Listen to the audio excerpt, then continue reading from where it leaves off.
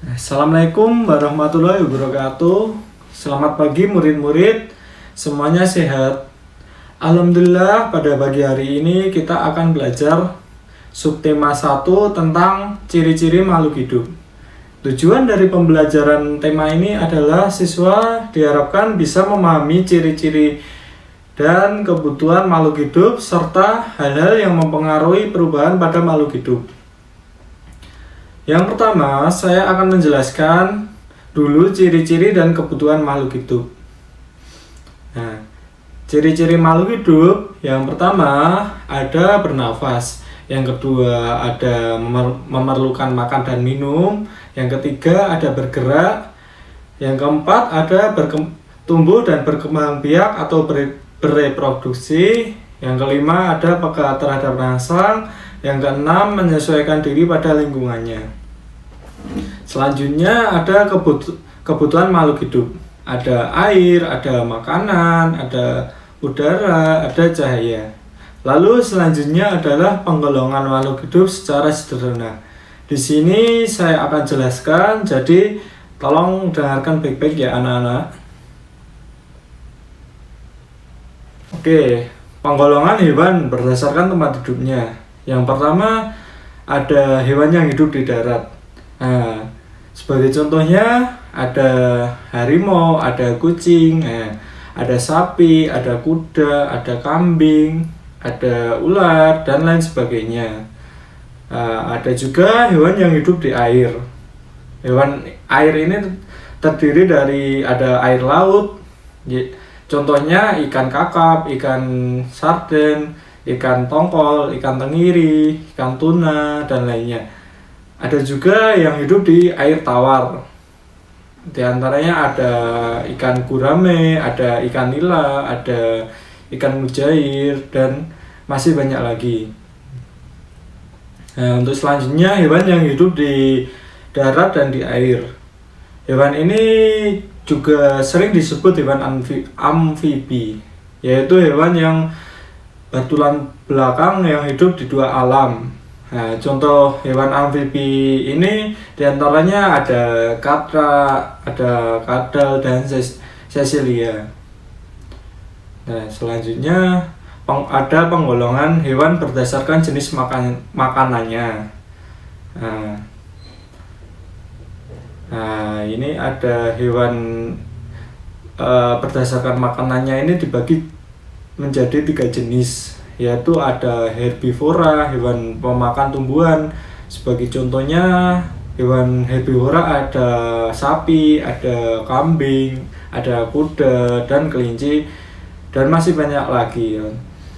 Nah, yang selanjutnya ada karnivora. Nah, karnivora ini hewan pemakan daging. Nah, sebagai contohnya hewan pemakan daging ada singa, ada harimau, ada serigala, dan masih banyak lainnya. Dan yang terakhir ini ada hewan omnivora, yaitu hewan yang memakan daging dan tumbuhan. Nah, contoh hewan omnivora ini ada tikus, ayam, dan selanjutnya kita penggolongan hewan berdasarkan penutup tubuhnya.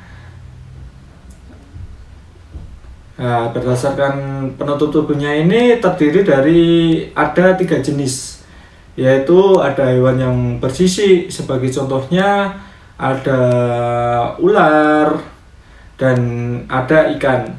Nah, dan selanjutnya ada hewan yang penutup tubuhnya berbulu, sebagai contohnya ada ayam, ada burung, itik, dan angsa. Nah, dan ada juga hewan yang berambut. Di antaranya ada kucing, ada anjing, ada monyet, beruang, singa, dan masih banyak lagi. Dan untuk selanjutnya adalah ada penggolongan hewan berdasarkan cara bergeraknya. Nah, hewan yang digolongkan berdasarkan cara bergeraknya ini terdiri dari 4 jenis. Nah, di antaranya ada hewan yang bergerak dengan kaki. Nah, contohnya ada, kalau yang bergerak dengan kaki ada kucing, ada kuda, ada anjing, ada jerapah, ada harimau, tikus, serigala. Nah, itu bergerak menggunakan kaki. Dan ada juga yang menggunakan sayap. Nah, sebagai contohnya hewan yang bergerak menggunakan sayap ada burung, ada kupu-kupu, dan serangga bersayap. Lalu ada hewan yang bergerak menggunakan perut. Nah, ini sering juga disebut hewan melata atau hewan reptil. Sebagai contohnya ada ular, ada buaya, ada kadal, dan masih banyak lainnya. Nah, yang terakhir ini ada hewan yang bergerak menggunakan sirip. Nah, contohnya ikan. Nah, untuk selanjutnya penggolongan hewan berdasarkan cara berkembang biaknya.